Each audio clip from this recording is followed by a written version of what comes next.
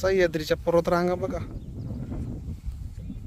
पर्वतरांगेमध्ये हिरवीगार पसरलेली अशी ही डोंगर रांग या ठिकाणी आपल्याला पाहायला मिळते. सूर्य अस्ताला जातोय आणि सुंदर असं नयनरम्य दृश्य कास पठाराच्या या पर्वतरांगेवरती आनंद घेताना या ठिकाणी घाडगे सर दिसत आहेत. यानंतर आपण पाहू शकतो कास पठाराच्याच पलीकडे असणारा हा सुंदर असा तलाव आणि या तलावामध्ये रुद्र आणि त्या पाण्यामध्ये असं वाटतंय सुंदर असा तलाव आहे. अत्यंत डोंगर रांगा निखळ सुंदर असं हे पाणी आहे. शुभ्र आणि थंडगार असं पाणी आणि या पाण्यामध्ये पुन्हा पुन्हा स्पर्श करावा असं वाटतो त्या पाण्याला. असं हे शुभ्र पाणी या ठिकाणी आणि ही बघा ही फुलं आहेत.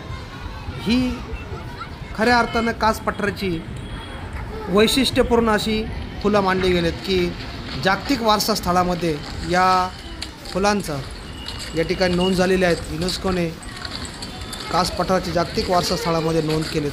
अत्यंत सुंदर आणि या ठिकाणी पर्यटक सुट्ट्यांच्या दिवशी आनंद लुटण्यासाठी येत असतात आणि आनंद लुटत असताना या पर्यटकांच्या अवतीभोवतीचा हा फुलझाडांचा अत्यंत सुंदर असा हा निसर्गरम्य जो काही रंगछटा आहेत त्या रंगछटा आपण या ठिकाणी पाहतोय. रुद्र आपला पळतोय पुढे बोलतोयत रस्ता काढतोयत. झाडांना या ठिकाणी स्पर्श करता येत नाहीत कारण ते या ठिकाणी प्रोहिबिटेड केलेलं आहेत आणि मध्ये दोन्ही बाजूंनी या ठिकाणी जाळी टाकून फक्त पर्यटकांनी जायचं आहेत आणि नजरेने बघायचं आहेत. स्पर्श करायचा नाहीत. फुलांना कुठल्याही प्रकारचा त्रास द्यायचा नाही.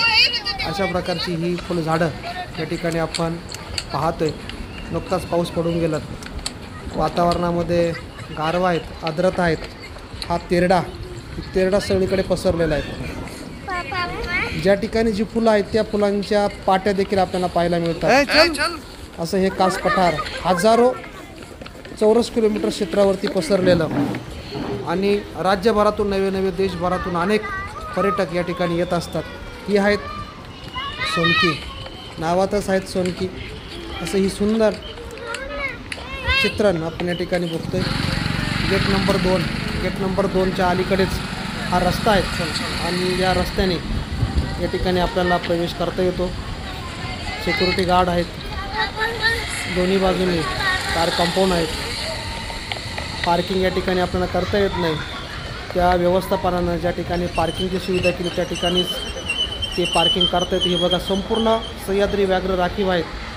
असं हे कास पठार आणि कास पुष्प पठारावरती आपलं सरचं स्वागत म्हणून या ठिकाणी पाट्या देखील आपल्याला पाहायला मिळतात. पर्यटक त्याचं पहिल्यांदा वाचन करतात. हे छोट्याशा गाड्या आहेत मिनी आपण त्याला बस म्हणूया. या बसच्या माध्यमातून ज्या ठिकाणी आपण गाड्या पार्क केल्या त्या पार्किंगच्या ठिकाणावरून त्या गाड्या आपण या ठिकाणी सोडत असतात. आता पाऊस पडला आहे. जोरदार पाऊस पडला. पाऊस पडून गेला आहे. त्यामुळे या ठिकाणी झरे पण वाहत आहेत. हे आमचे घाडगे सर आपल्या कुटुंबासह समेत या फुलझाडांची पाहणी करतायत. सुंदर असं चित्रण आपण या ठिकाणी पाहू शकतो.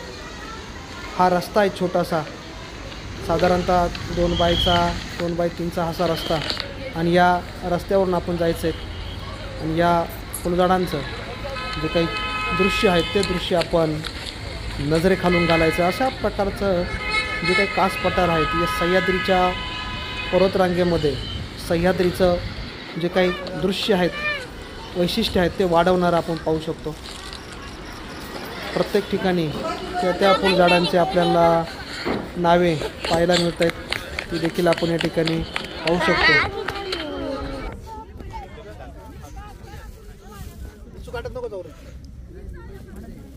खाली साफसूफ राहतं. उठ माहिती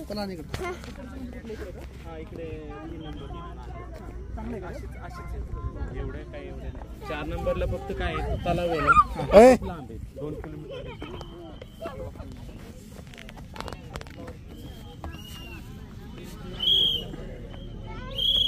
कपडे नका पळू.